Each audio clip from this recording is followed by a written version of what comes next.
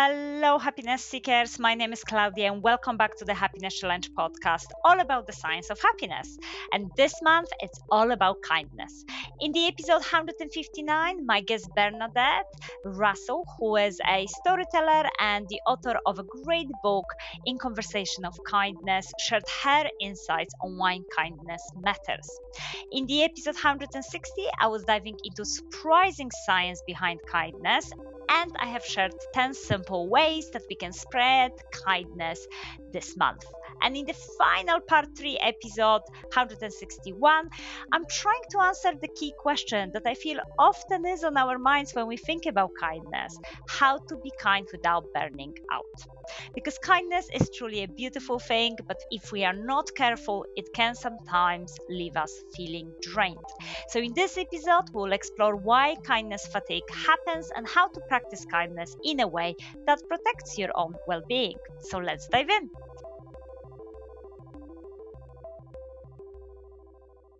So, first of all, I absolutely love the idea of concentrating more on kindness. I love a good quest. So this month, I definitely enjoyed thinking about the random acts of kindness that ultimately made a small difference in the world, such as I gave a positive review for the organization I work with. I did a shout out to a few colleagues, showing my gratitude for their support. And I sent a message to one of my sisters who is going through a difficult time, and I told her about all the strengths that I admire about her. I helped some lost tourists on the underground and took a little bit detour so I can help them to get to the right place. Again, those were small things, but definitely brought me joy and definitely made a small difference in the world. I guess the key reflection is that yes, they require time. And I really love this idea and this insight that we might be accidentally unkind because we are too busy. And in order to be more kind, we need to slow down. But I also was thinking that kindness, of course, is a powerful force, and it is a happiness booster for us as givers and for other people as receivers. But it can take a toll on us. So I definitely had days when I felt quite tired and therefore didn't feel I can be as kind towards other people.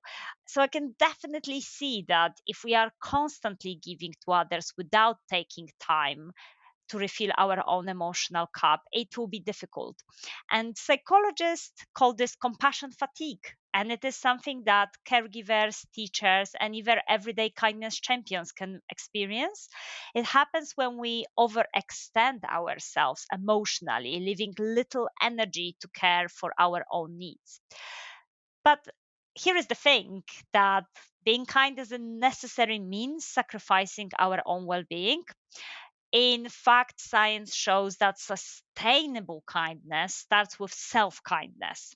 So, if we are not taking care of ourselves, then our ability to care for other people diminishes over time. So, how can we strike a balance? Is my question really. So, I thought about 5 tips that can help us practice kindness more sustainably.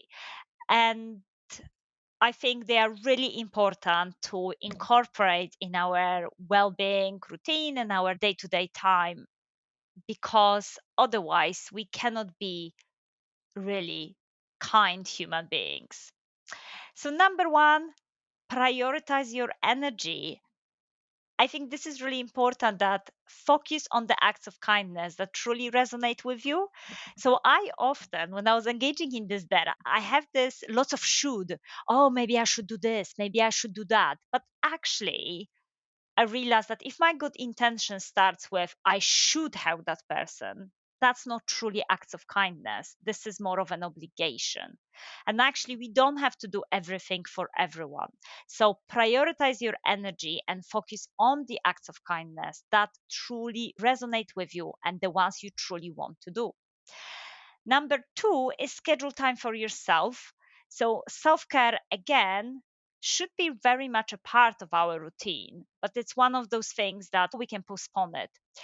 Whether it's reading, meditating, going for a walk, we need time, we need moments to recharge.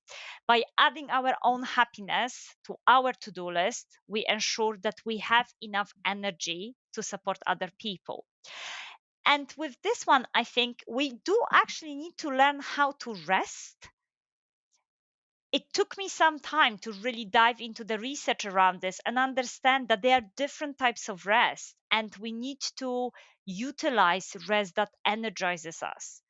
So, really reflecting on what energizes you and scheduling the time for yourself is really important. Number three, learn to say no. So, saying no doesn't mean that we are unkind. Being too nice, that doesn't mean we're being kind. That really makes us human, that we say no, that actually I cannot help you on this occasion. So I think we need to be very honest about our limits and trust that people will understand.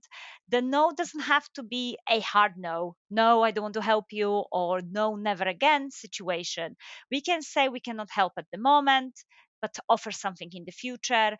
Or we can say, I cannot fulfill your request, but how could I support you differently? So it's thinking about setting those boundaries and not feeling guilty when we do.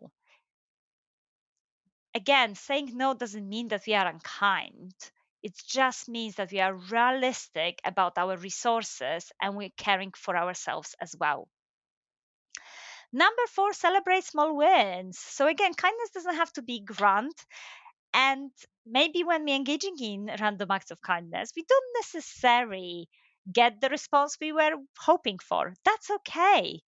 Because even small acts like smiling at a stranger, sending a thoughtful text can make a big impact without exhausting us. So if something is not possible on one day, that's okay. That's okay. We can do something at the micro level. Being 1% kind is much better than being unkind. So let's just remember about that perspective. And number five, final one, ask for support. So if we're feeling overwhelmed, we should be able to lean on our support system. Kindness is a two-way street, and it's okay to receive it as much as we give it. Being resilient means that we understand when we need help and we are able to ask for it. So remember, ask for support. And I really feel that if we're practicing these tips, we can really protect our own well being, but also we can ensure that kindness remains authentic and impactful rather than something that we are forced to do, leading to that regret and burnout. Okay, so kindness is one of the greatest gifts we can give to the world, but it's just as important to be kind to ourselves. So let's remember that sustainable kindness is about balance, giving to others while making space to care for our own needs. As my guest Bernadette said, modeling self kindness is being kind to other people because you are showing that self kindness is important. And in a way, you're giving other people permission to take care of themselves. And that is absolutely crucial. So, thank you so much for listening. If you have found today's episode helpful, sign up to my Substack newsletter to receive this month's write up about the topic of kindness. And from there, you'll be able to download an exercise on how to be kind to yourself in the moment. So, until next time, as always, I dare you to be happy. Bye.